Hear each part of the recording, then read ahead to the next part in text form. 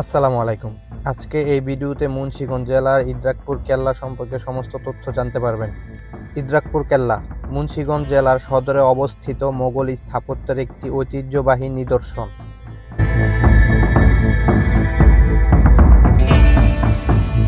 ১৬৬০ খ্রিস্টাব্দে তৎকালীন বাংলার সুবাদার ও সেনাপতি মীর জুমলা ইসামতি নদীর তীরে ইদ্রাকপুর নামক স্থানে এই কেল্লাটি নির্মাণ করেন।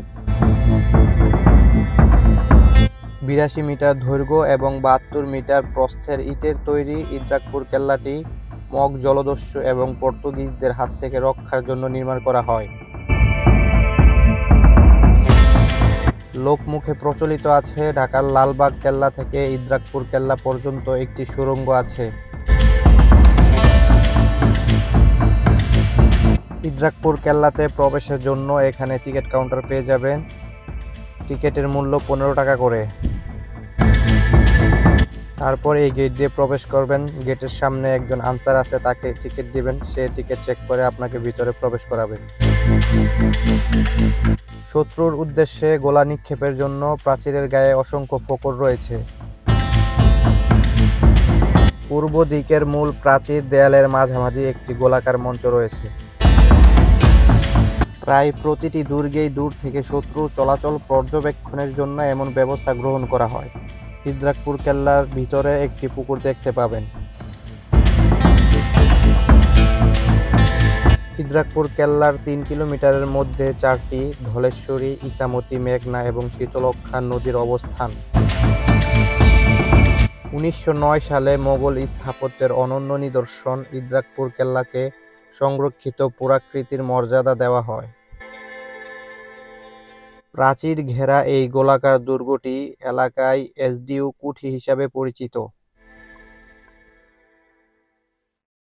ধারণা করা হয় ইদ্রাকপুর কেল্লাটি নির্মাণ কাজ শুরু হয় ১৬৫৮ সালে এবং ১৬৬০ সালে তা শেষ হয়। দুই ভাগে বিভক্ত কেল্লার প্রাচীরের উত্তর পাশে কামান বসানোর ৩টি মঞ্চ রয়েছে। ১৮৪৫ সাল থেকে ১৯৮৫ সাল পর্যন্ত ইদ্রাকপুর দুর্গ মহকুমা প্রশাসনের বাসভবন হিসেবে ব্যবহৃত হতো। এখানে নিচে নামার জন্য ছোট্ট একটি সিঁড়ি পেয়ে যাবেন। রাস্তাটি অনেকটা সুড়ঙ্গের মতো দেখতে।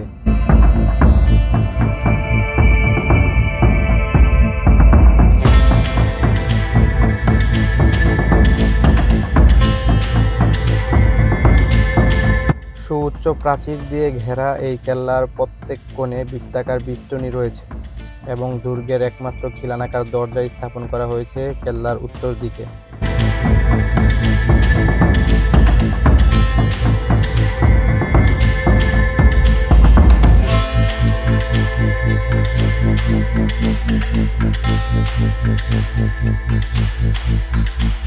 বর্তমানে এই কেল্লাটি সাংস্কৃতিক মন্ত্রণালয়ের পুরাতত্ত্ব বিভাগের তত্ত্বাবধানে রয়েছে। রাজধানী ঢাকার কাছে এবং দিনে গিয়ে দিনে ফিরে আসার সুবিধার জন্য ভ্রমণকারীদের কাছে ইদ্রাকপুরের জনপ্রিয়তা ক্রমে ক্রমে বৃদ্ধি পাচ্ছে।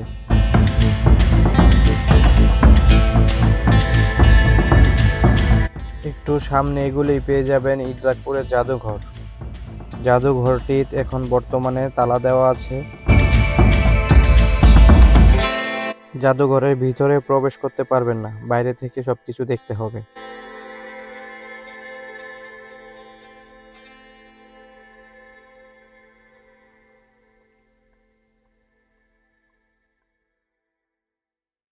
জাদুঘরের দেয়ালে ইদ্রাকপুর কেল্লা সম্পর্কে সমস্ত ইতিহাস বর্ণনা করা হয়েছে এবং সমস্ত ফটো তুলে ধরা হয়েছে।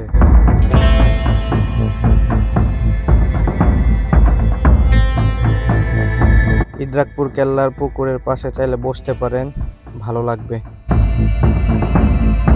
পরিবেশটা খুবই নিরিবিলি। এই ভিডিওটি ভালো লাগলে অবশ্যই চ্যানেলটি সাবস্ক্রাইব করবেন।